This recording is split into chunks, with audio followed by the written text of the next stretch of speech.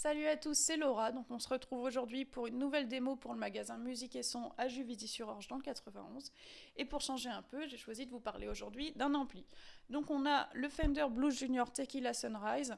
En fait, c'était une édition limitée de 2014. Il n'y en a eu que 18 en Europe, donc c'est quand même un ampli assez rare. Évidemment, il est basé sur le Fender Blues Junior standard que vous connaissez sûrement. Donc on retrouve un combo 15 watts à lampe assez compact et portable que vous pouvez transporter facilement en répète ou en concert par exemple. Alors les différences entre ce modèle-là et le modèle standard vont être principalement le haut-parleur. Ici on va avoir un HP Jensen, ce qui va différer un peu dans le son, et puis l'esthétique surtout.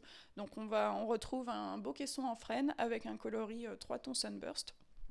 Donc voilà, à part ça, c'est un Fender, il va être bien à l'aise en son clean, en son crunch, qu'on va pouvoir pousser un peu, donc monter en overdrive soit en poussant le master, soit c'est un Fender, il encaisse très bien les pédales, donc vous pourrez brancher une pédale d'overdrive ou de distorsion et ça fait aussi l'affaire. Au niveau des caractéristiques, donc on retrouve une équalisation standard, une reverb à ressort, un switch très utile qui s'appelle FAT, donc qui va servir à épaissir le son si jamais vous trouvez que votre son est un peu criard. Et on va également trouver une sortie pour brancher un baffle externe. Donc si jamais vous voulez profiter du son sur un baffle plus grand, ça peut se faire. Donc c'est bien pensé sur ce coup-là. Donc pour ceux qui préfèrent dépenser moins, évidemment, on a la version standard du Blues Junior, donc on l'a en stock chez Musique et Son, c'est vraiment un ampli incontournable chez Fender et puis pour les guitaristes.